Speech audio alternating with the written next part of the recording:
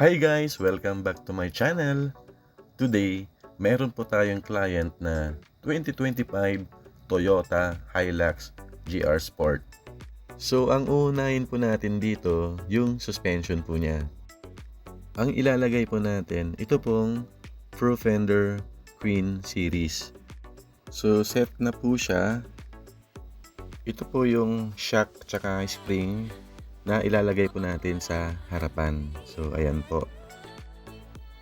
Tapos sa likod, ito naman yung ilalagay natin. Ito pong shocks. Tapos maglalagay tayo ng lift block. Papalitan din natin ng U-bolt. Tapos may stabilizer din tayo. Ilalagay natin yan sa harap. Tapos papalitan din natin ng upper control arm. So yan po yung mga gagamitin natin. Tapos ang mags na ilalagay natin, ito pong Black Mamba Tokyo size 17. Tapos Nito Ridge Grappler na 285/70R17. So yan yung mga gagamitin natin. Tapos magdadagdag pa siya ng mga accessories. So tara, samahan niyo po ulit ako.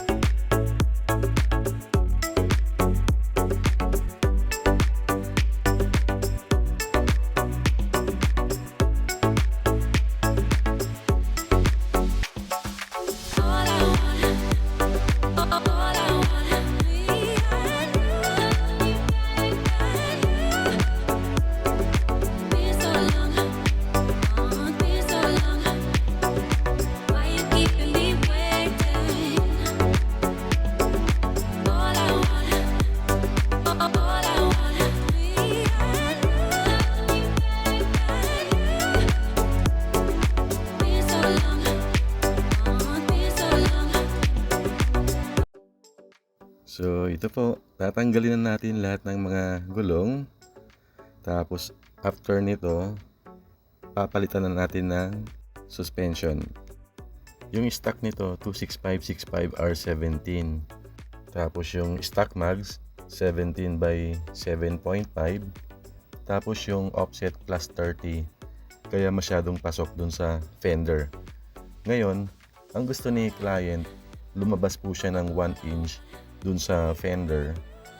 Tapos gusto niyang tumaas yung sasakyan niya. So gusto ni client na palitan po ng suspension.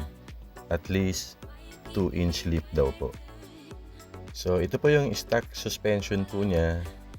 So itong shock at saka spring dito sa may bandang harapan, ito po yung tatanggalin natin.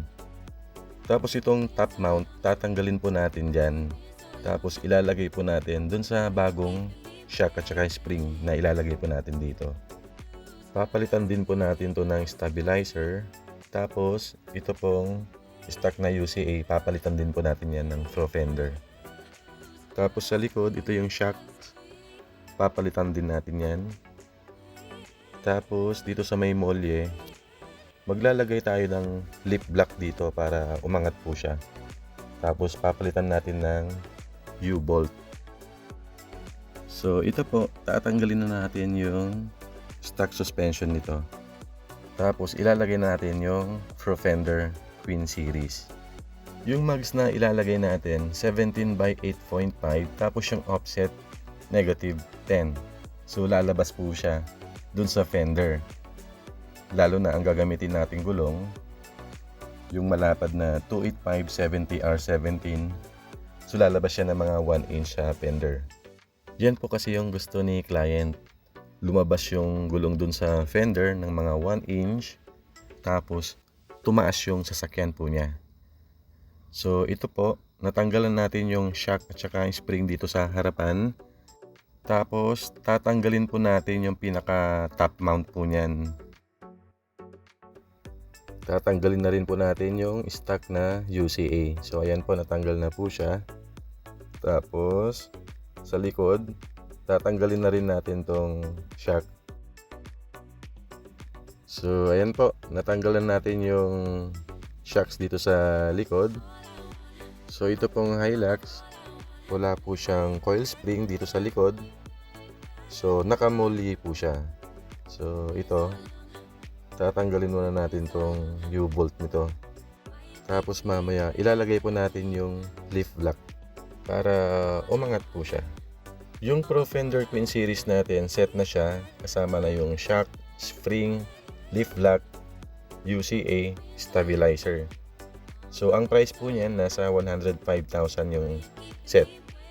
Ito po, nailipat na po natin yung stock top mount nito sa bagong suspension. So ito po, ilalagay na natin siya dito sa harapan. Tapos ilalagay na rin po natin yung Pro Fender na upper control arm.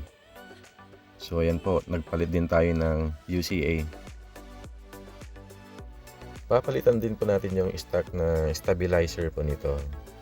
So kulay red din po siya, gaya ng nilagay nating shocks, tsaka spring, tapos yung UCA. Tapos kulay red din po yung nilagay nating leaf block dito sa likod. So ito po, tapos na po yung installation po natin ng suspension. So dito sa harap, dito sa front left, yan po yung in-install po natin na Pro Fender Queen Series na suspension. So ayan po. Ito rin po yung nilagay nating Pro Fender upper control arm. Tapos ito po yung stabilizer po. So kulay red po siya. Sa front right, so ayan po, na-install na rin po natin siya. Sa likod naman po, ayan po, nailagay na natin yung shocks, Pro Fender din po. Tapos yung leaf block na nilagay natin sa molye. So Pro Fender po yung nilagay nating lahat. Ngayon, yung mags na ilalagay natin, Black Mamba Tokyo 17 by 8.5. Yung offset, -10. Ang kulay nito, gloss dark bronze with black center cap.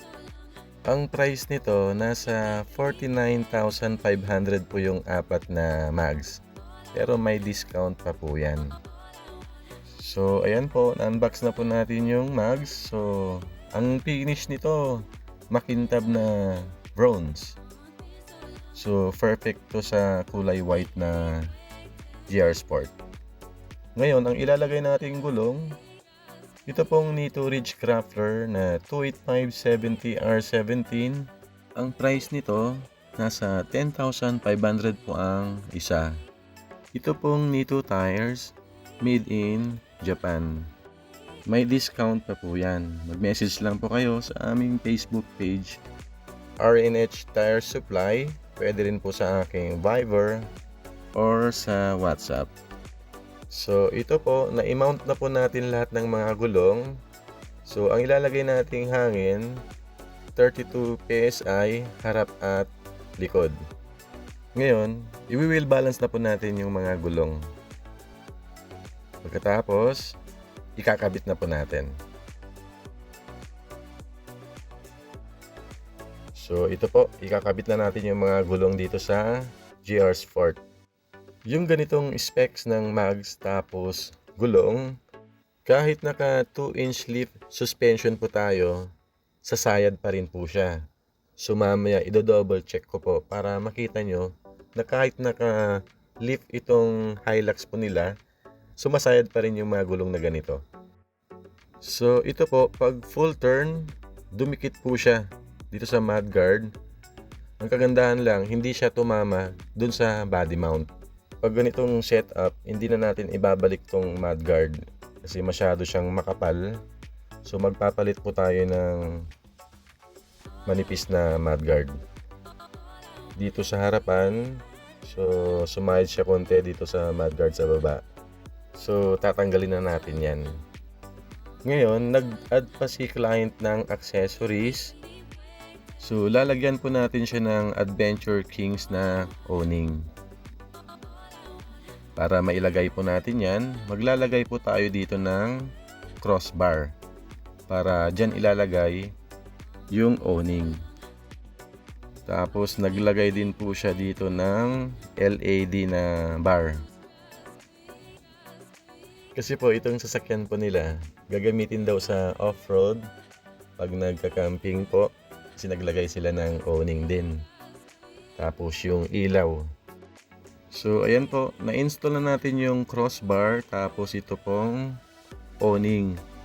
Ngayon maglalagay din tayo dito ng roll bar dito po sa likod. Tapos mag-i-install din tayo ng manipis na mudguard. So balik po tayo dun sa mugs and tires na kinabit po natin dito. Yung 17 by 8.5 negative 10 offset. Tapos 285/70R17. Dito po sa GR Sport, kahit naka 2-inch lip, sasayad po siya. Ang kagandahan, hindi po siya tumama dun sa body mount. Pero sa mga Hilux Conquest, Hilux G, yung ganitong specs ng mugs and tires, kahit naka 2-inch lip suspension po tayo, kailangan pa rin ng body mount chop. So, ito na po yung mugs and tires na kinabit po natin dito sa GR Sport nila. Tapos naglagay din tayo ng mga konting accessories like awning, roll bar, LED lights, tapos mud flaps. So, ito na po yung Hilux po nila na sinet up po natin ng mugs and tires, suspension at mga accessories. Yung mugs and tires na kinabit po natin dito sa GR Sport nila, bagay na bagay po. Marami pa rin nagtatanong kung saan daw po yung shop natin kasi ang pinupuntahan pa rin nila dun sa Fairview. So yung shop po natin, dito na po tayo sa Commonwealth po. So i-wish nyo lang or Google Map RNH Tire Supply Commonwealth. Malapit po tayo sa LTO or sa SNR. Kung mayroon kayong mga katanungan, mga inquiries, pwede nyong i-comment po dito sa baba or i-message po kami sa aming Facebook page RNH Tire Supply. Pwede nyo rin akong i-message sa Viber at sa WhatsApp. So hanggang dito na lang po ang video na to. Kung nagustuhan mo ang video na to, please like and subscribe. Pakihit na rin po ang notification bell para pag mayroon tayong mga bagong installation at mga video na update po namin kayo. Thank you for watching. Bye!